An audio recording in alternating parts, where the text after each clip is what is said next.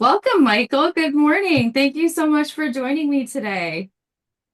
Good morning. Thank you so much for having me. I appreciate it. I know we've been trying to get this out there, and I'm excited to talk about it and talk about what I do and why I do it. That's great. I love it. Yes, absolutely. We have been trying to do this. For everybody that doesn't know, we experienced some technical issues, but thankfully we're getting it done. So maybe late, but better late than never. Right. So I'm just going to dive right into questions. For those of you who don't know who Michael is, I'm going to have him introduce himself and what it is that he does in his career, and we'll go from there.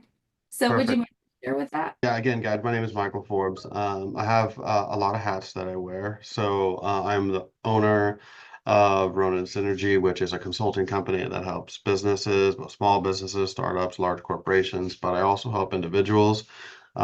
This last year, I've turned to a big focus in nonprofit support there.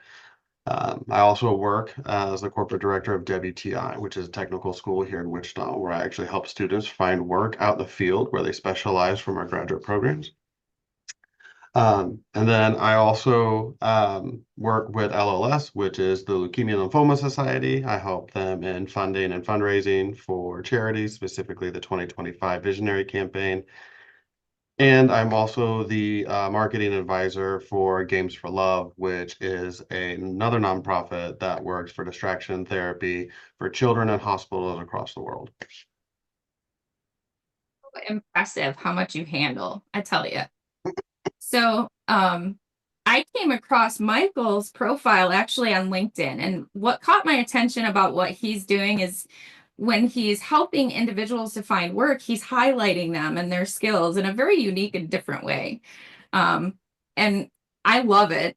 You call it yourself nerdy, Yeah, that's right. They're but my that's my hype posts that I give with nerdy enthusiasm, and I do it for green banners across all of LinkedIn. It's not part of my recruiting, it's not part of my consulting, it's not even part of my student work. This is stuff that I just do on a regular basis. yes, that's the part I love about it. So, what really sparked your interest about the position that you hold today? Can you share any kind of pivotal moment in your life that really shaped who you are today? Yeah, I wear a couple hats, so it's kind of hard to say like what brought me to each one, but I think what it really stems from is I spent 15 years sales, marketing, operations for two major corporations in the US, one in the telecom industry, and one in the securities and technologies. Um, and for a long time, I really enjoyed it. I chased growth, I chased development. I had amazing mentors that let me work in multiple departments. But I was working a lot. At the last 4 years of my career, I was 365 days a year. I had two phones. I was always on call. And one Christmas, I had spent the morning for like 5 hours troubleshooting through some calls. And then I was talking with my daughter.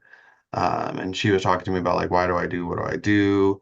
And I paused for a second and I was like, I don't know what like the goal of it, what is I do? It's just my job, so I do it. She's like, well, I think you help people, so I think that's what matters. And ever since then, my target goal has always been like at the end of the day, if that's all my daughter cares about, and that's all I care about. Outside of providing a roof and money and income to the house to support them, but like I've changed gears ever since that moment. I'm probably even busier now, but my kids never come second to even any of the four jobs that I carry. That is so impressive. The wisdom that you can gain from just a single moment with your daughter. Yeah, I love to hear that. It just really speaks to how you connect with not just your family, but other individuals. yeah. So Thank you. thank you so much for what you're doing. Appreciate that very much. Yeah. What inspires you to carry on with what you're doing? And what are you most passionate about with your work? The reason I do it is it fills my cup, right? There hasn't been a lot of opportunities for me to always like come home and say, I feel good about like what I did. And I think it's because I have more individual person interactions, whether it's students here at WTI, talking to them one-on-one, hearing them say thank you, just getting them a little bit more motivated about their day and why they're continuing through school, whether it's a thank you from a LinkedIn post or a personal message coming from like yesterday I had someone both comment and then reach out to me personally about like, hey, I didn't expect to get into tears today. Um, and it's those kind of things where, like I'm doing a nerdy slash silly post, but it is highlighting who they are. Literally yesterday, the one that I posted, she had an amazing, brilliant insight to how she interviewed and talked to her resumes, and she just had a really good grasp on life. And I thought that that should be shared and shouted out.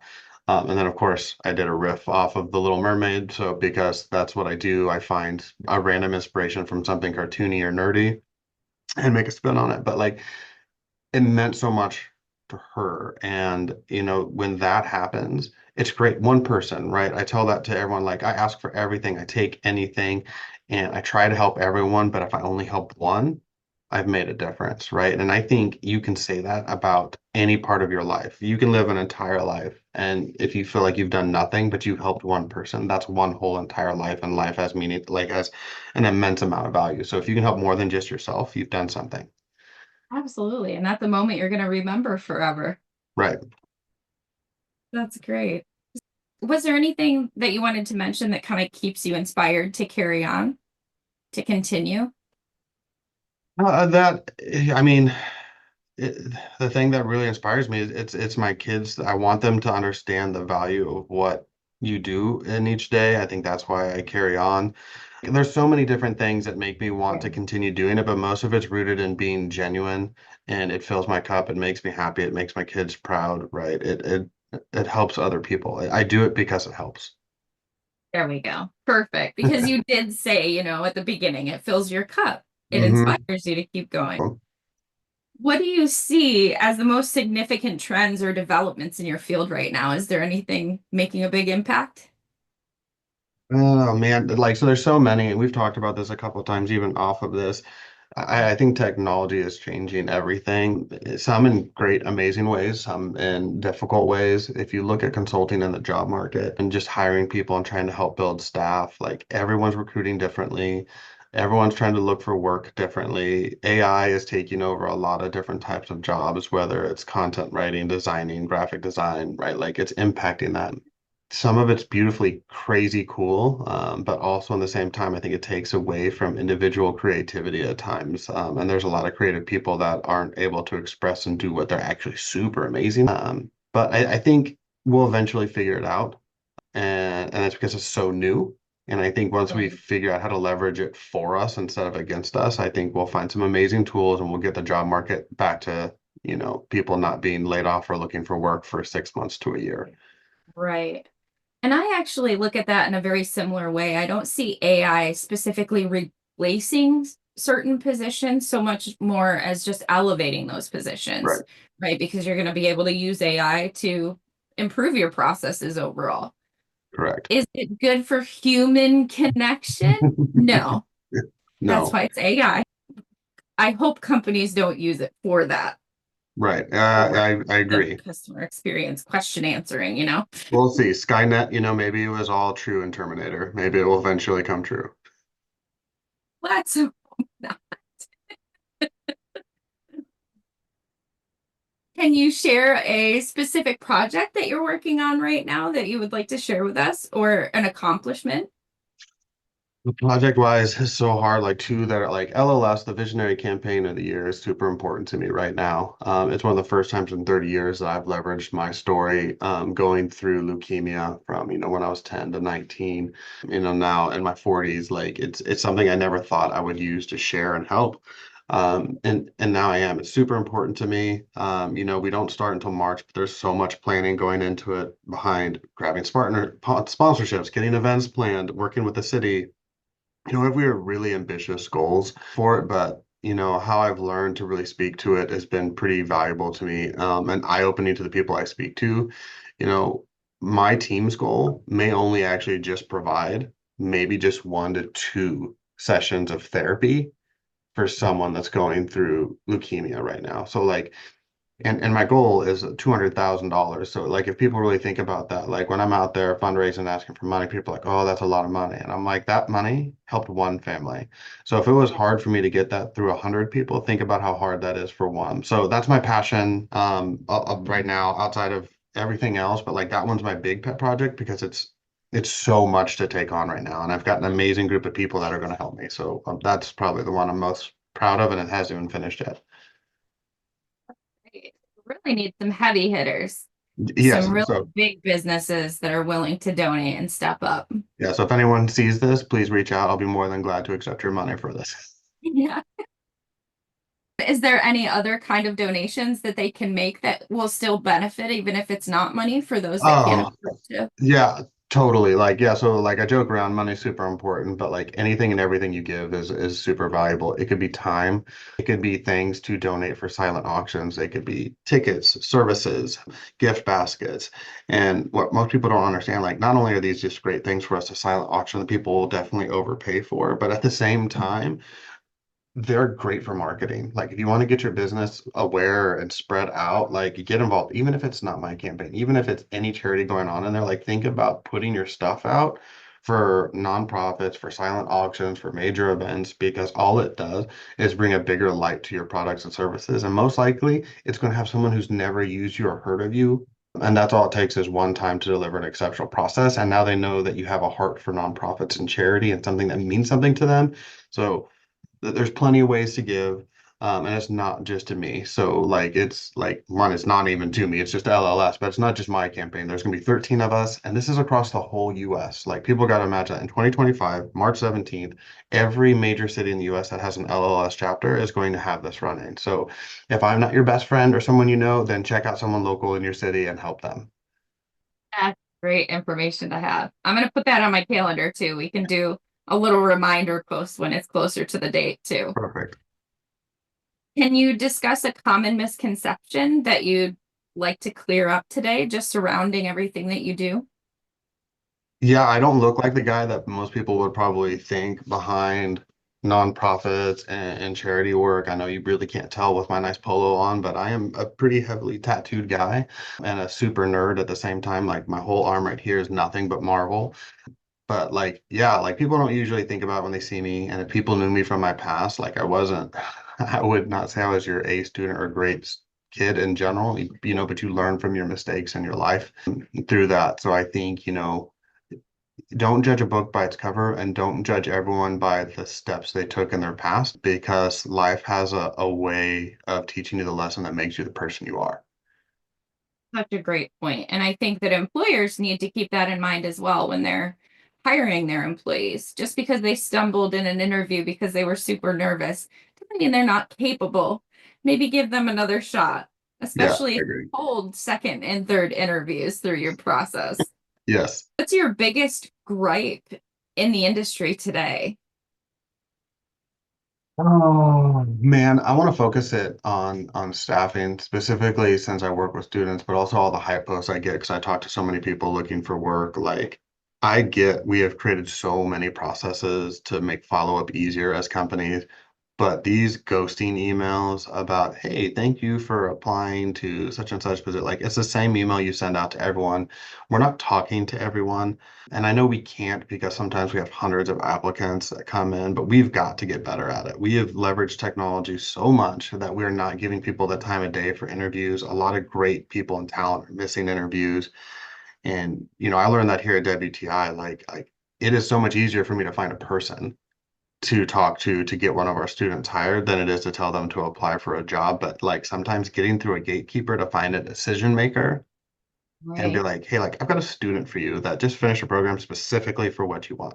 If you're looking for a brand new entry level student or employee that's looking for something, like I've got it right here in front of you. I just need you to give them time of day to interview. And once we build that, it's great. But that's minimum to what the majority of people on how they hire, right? It's like send them to the link, we'll get to them if we get to them. And that's just not how it should work.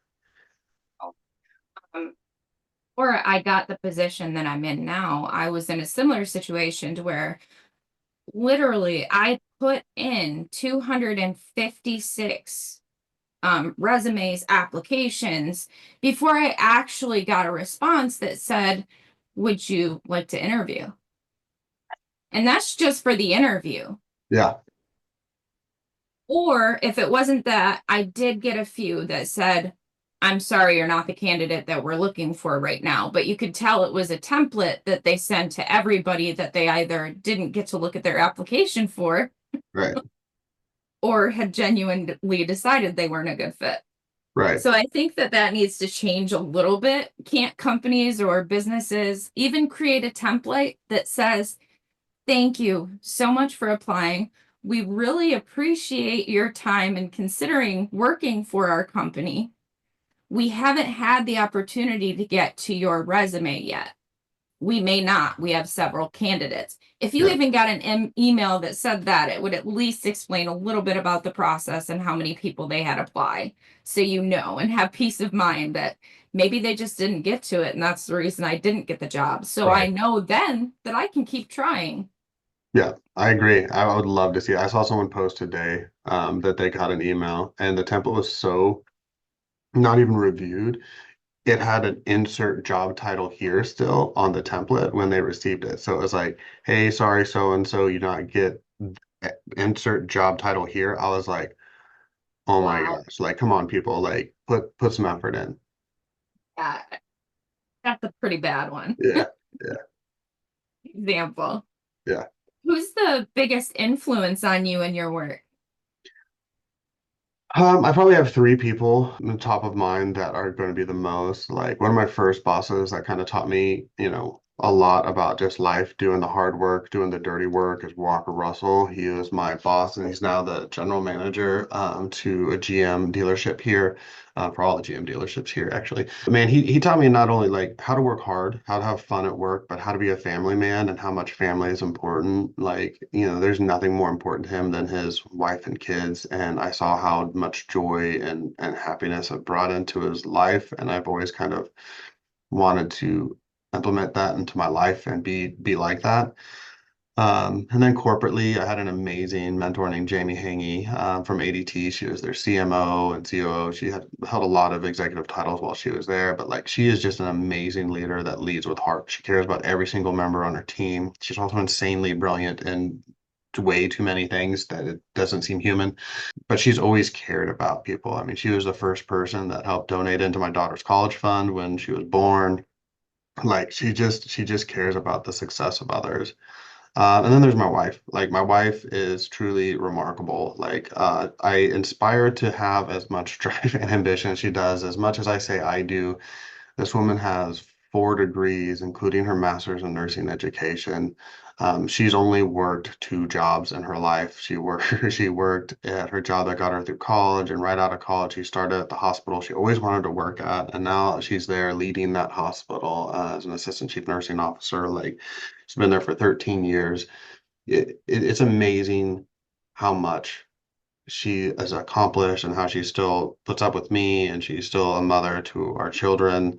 And if you ask her what she does for a living, she'll just say she's a nurse. She won't even talk about how she's a leader in the nurse or that she's a director of a nonprofit or she sits on, a board of trustees for the university she graduated from. Like she's insanely humble and loving, and I don't even know how she does it, to be honest.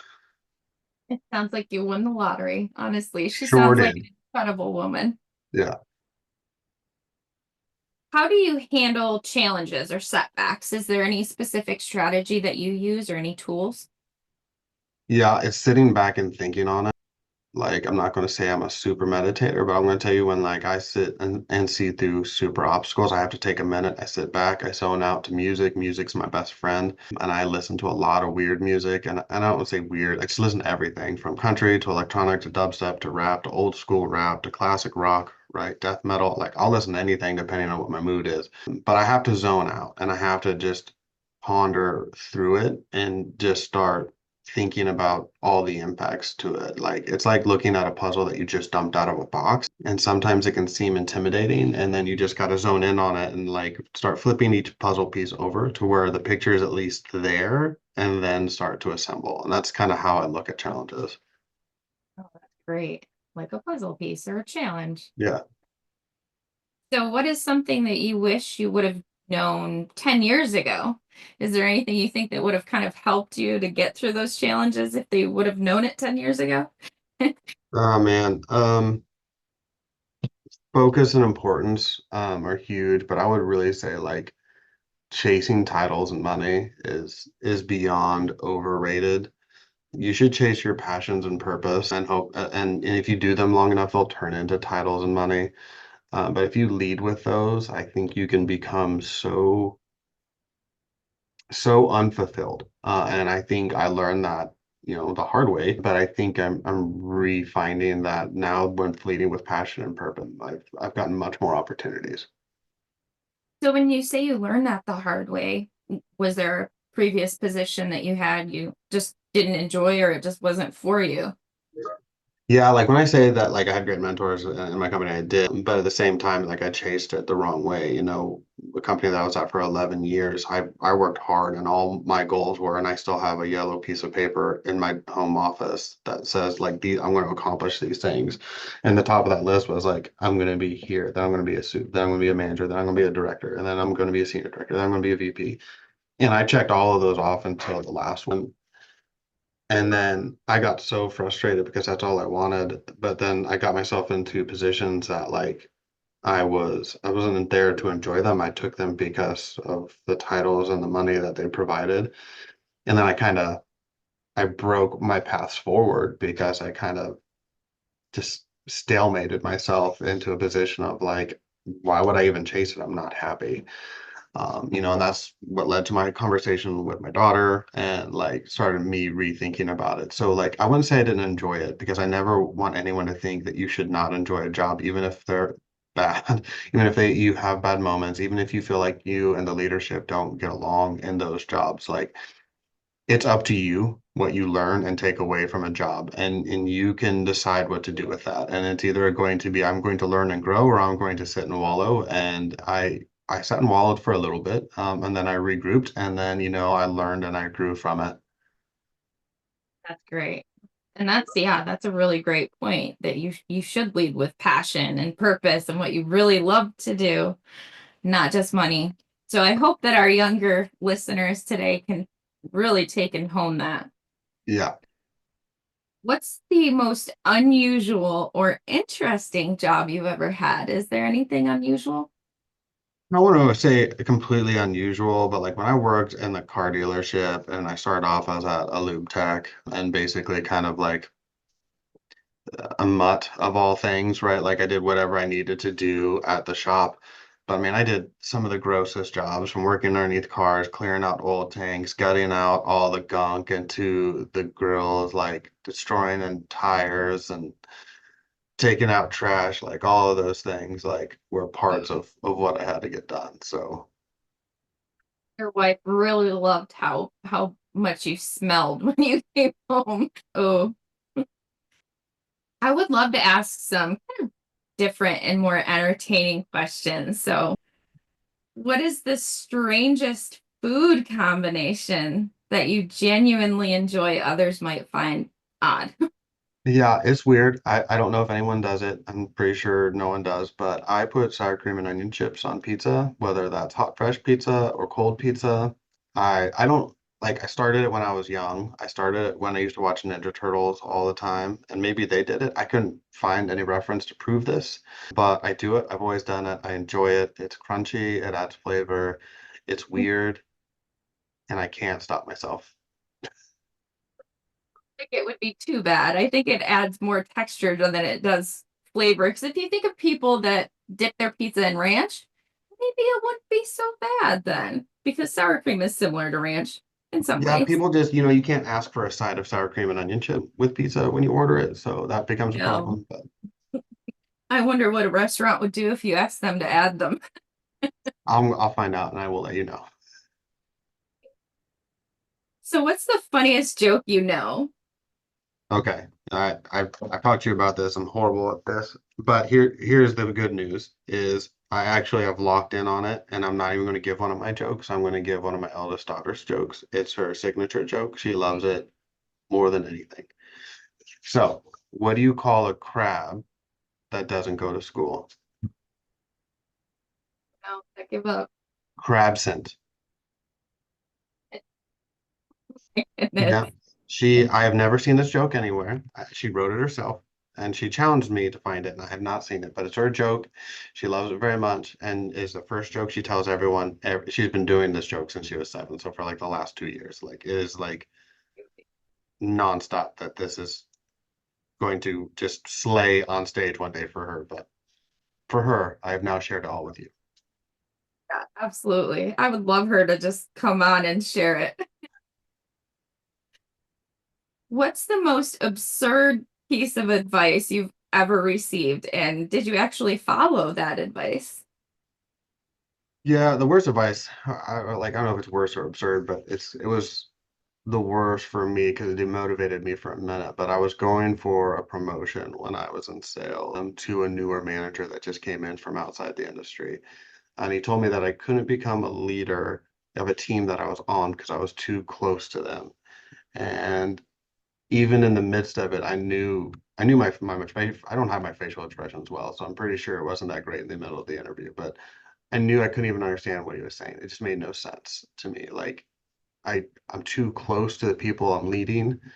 And that advice and that moment turned into one of the greatest moments of my career because it told me to prove him wrong. It told me to do things my way. And I did. I continued to lead by example. I continued to look for opportunities to do more. And I stayed close to that team. And about 6 months later, I ended up taking over that team, not just as the position I was going for. I took over the entire national sales department Wow. for that company, and I led all those people, and I led them for a long time, and I helped a lot of them grow into different positions. And I think the best part about it is I'm very close with a lot of them still, and a lot of them still appreciate how much, I was there for them as people and not just a leader. Yeah. Not only that, but you always think of if you're training a team, how can you not get close to the Right. individuals that you're working with every day and training and mentoring? It's hard not to care about people that you work with like that. So I'm glad that you did not follow his advice. Me too. I'm very glad that I did not follow that advice. Is he actually still employed at the same companies? He is, actually. And he Wow. is in the same position he has been in for like the last 12 years. He's an individual contributor. And I don't think that's bad. I think he's actually a very smart person in the role that he is in, that he moved to when that happened. So, like, you know, Oh yeah, everyone deserves the leadership role that they're style. in. Yeah, and we all Yep, have our role that fits. So I think he found his because of that, and I think he excels at it. So I'm glad that he is doing well. great. If you were a flavor of ice cream, what would you be called? And what would your main ingredient be?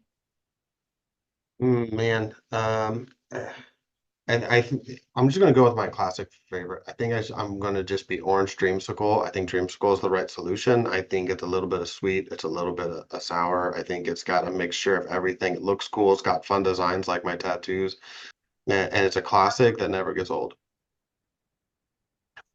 Sorry, just squeeze a cheesy one in there too. It's not just vanilla.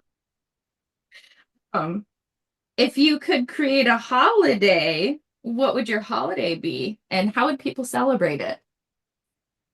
It's actually a day. I think everyone has one, but I think it needs to be more universally celebrated. And I think it's tacos, right? And I think it's like International Taco Day needs to be a day where we all stop, take a break, eat tacos, drink tequila and beer. And then if you don't drink, that's fine. You can still come for the tacos, and have a good time and listen to music. Like I feel everyone should just learn to be able to get around a table, eat food, tell jokes and live life. Like I would love that day to happen every day, but I mean, I feel like more people should do that.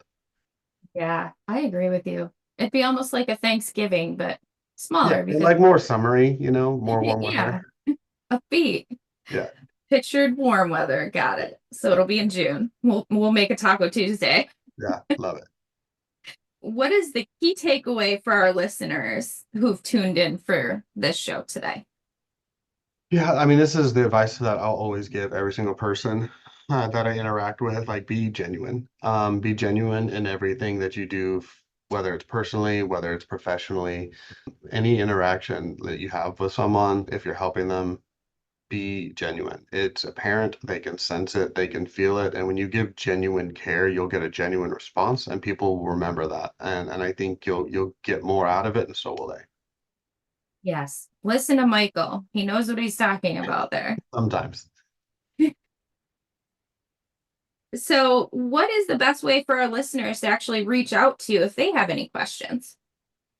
Um, Yeah, I mean, you can always find LinkedIn's probably my biggest social media profile that I use. But you can find me on LinkedIn. You can find me and reach out to me on any social media if you really want to. My emails are on my LinkedIn. It's Michael at roninsynergy.com. If you're looking for sometimes inappropriate but funny stuff that I put out there into the world, just to try to give nerdy advice, like you can find me at Nerdy Tattooed Dad. That's all my social media handles, right? But professionally, like find me here on LinkedIn, guys. Reach out to me, send me a message or send me an email. I love chatting with people, even if it's just to learn, and hopefully find opportunities to find synergies and opportunities to help you or your company out. It tells us why you named your company that. Ronin Perfect. Synergy or Nerdy Tattoo Dad. Ronin Synergy. The more serious. Ronin Synergy comes from two places. I believe in synergy, right? Like that's like my business quirk to it. But Ronins is another nerdy thing of mine. Ever since I was very young, I was babysat by a Japanese family. And they taught me a lot about martial arts. They taught me a lot about samurais. And I learned a lot about stories about what are Ronins. And Ronins are masterless samurai that are seeking a journey to find their path and correct their way.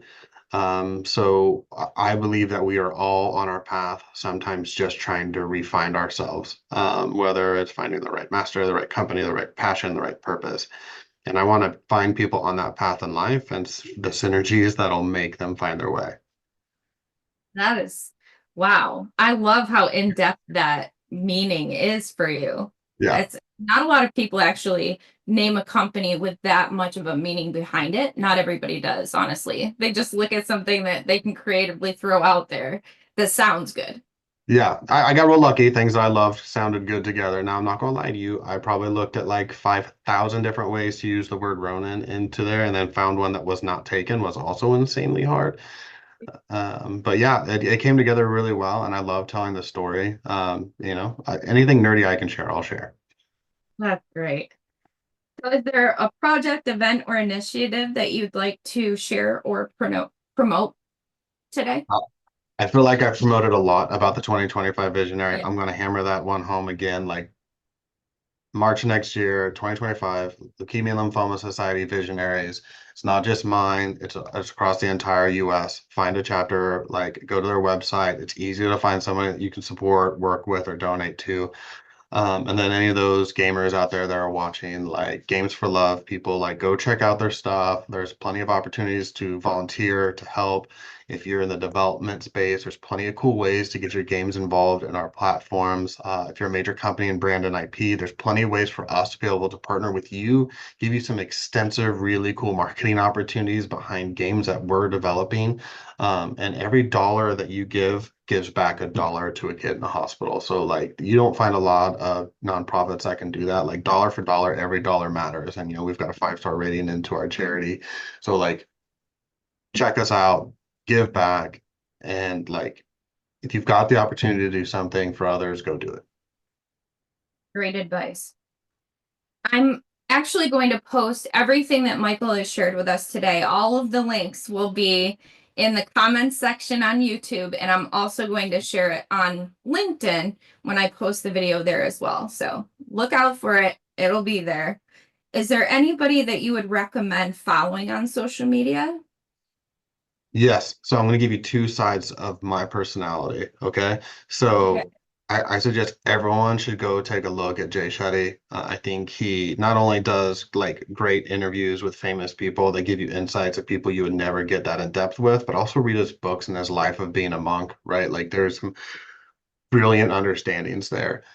And then if you really don't like the soft and easy and wise lesson, go straight to David Goggins and like listen to how direct and passionate and how much he's going to tell you to get off your rear end and go do what you need to do to get life. Because like I swear he'll motivate you. Anytime you go for a run, put his stuff in and he will yell at you the entire time about what's important about life. So I think those are two great people for people to go out there and check out.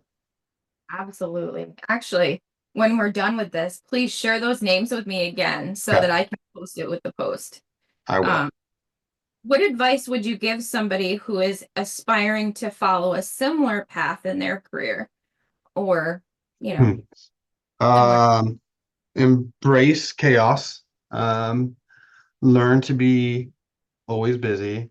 Um, I don't know. The real advice, I don't believe I do anything uniquely different than a lot of people can. I think it's the fact that I'm just doing stuff with purpose and passion. So if you want to help people, help people. I know I've said that a couple times and it's very cheesy, but like if you want to do what I do, don't try to be me. Try to be you, right? Find the stuff that makes your heart happy, find the stuff that fills your cup, and find a way to turn it into a career and passion that serves you and others, and you'll do exactly what I'm trying to do.